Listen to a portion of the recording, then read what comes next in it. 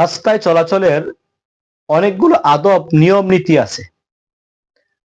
মুসলিম হিসাবে, মুসলমান হিসাবে আমাদের দায়িত্ব ওই নিয়মগুলা মেনে চলা।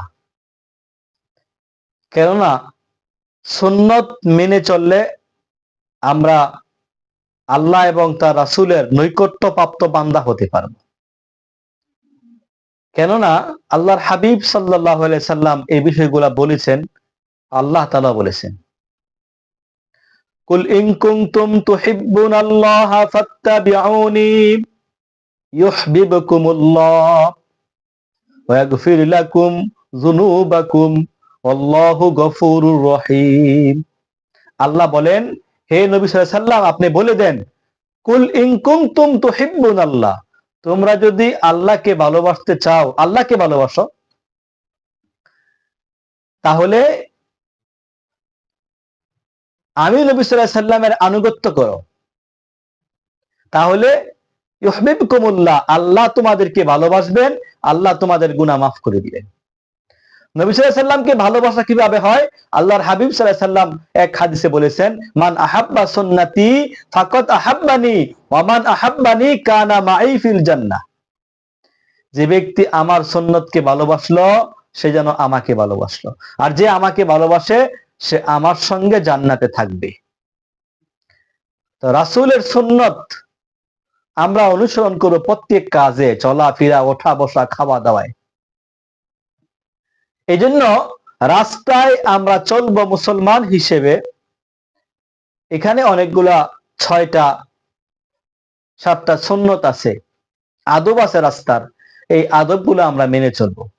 রাস্তা যখন আমরা চলবো, রাস্তার ডাইন দিক থেকে চলবো, রাস্তার ডাইন দিক থেকে চলবো। এবং আমরা অহংকারের মতো, অহংকারীদের মতো চলবো না, দম্ভ করে চলবো না। রাসূল সাল্লাল্লাহু আলাইহি ওয়াসাল্লাম উনি যখন রাস্তায় চলতেন, মাথাকে ঝুঁকিয়ে নিচের দিকে করে চলতেন,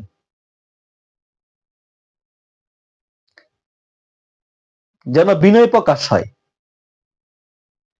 কেননা কোরআনুল কারিমে আল্লাহ তাআলা জানিয়ে দিয়েছেন যে তোমরা জমিনে দম্ভ ভরে হেঁটো না। এই কারণে আল্লাহর হাবিব সাল্লাল্লাহু আলাইহি সাল্লাম এত সম্মানিত ব্যক্তি হওয়ার পরেও, এত মর্যাদাশীল রাষ্ট্রপ্রধান হওয়ার পরেও, আল্লাহর সর্বশ্রেষ্ঠ বান্দা হওয়ার পরেও উনি অহংকার করেননি, উনি নিচের দিকে তাকিয়ে চলেছেন। কারণ আল্লাহ তাআলা তার নবী সাল্লাল্লাহু আলাইহি সাল্লামকে আদেশ করেছেন। আল্লাহ তাআলা বলেন, কুল্লিল মুমিনিনা ইয়াগুদ্দু মিন আবসারিহিম। হে নবী সাল্লাল্লাহু আলাইহি সাল্লাম, আপনি মুমিন পুরুষদেরকে বলুন তারা যেন রাস্তায় চলার সময় তাদের দৃষ্টিকে অবনত রাখে, নিচের দিকে রাখে। এই জন্য আমরা রাস্তায় যখন চলবো নিচের দিকে তাকিয়ে চলবো।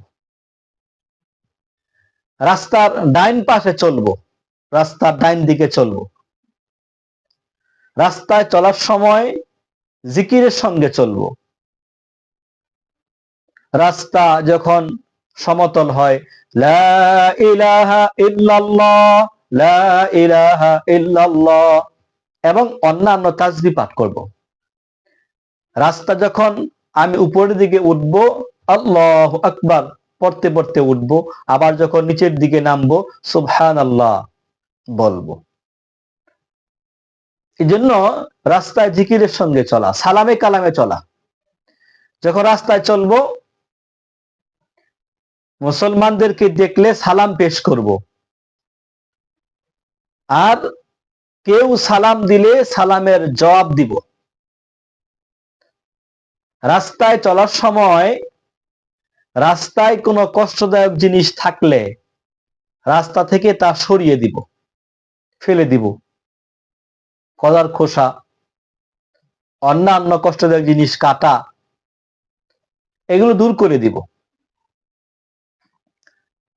কারণ আইয়ুন নাস আয়ান্তাফাউন নাস,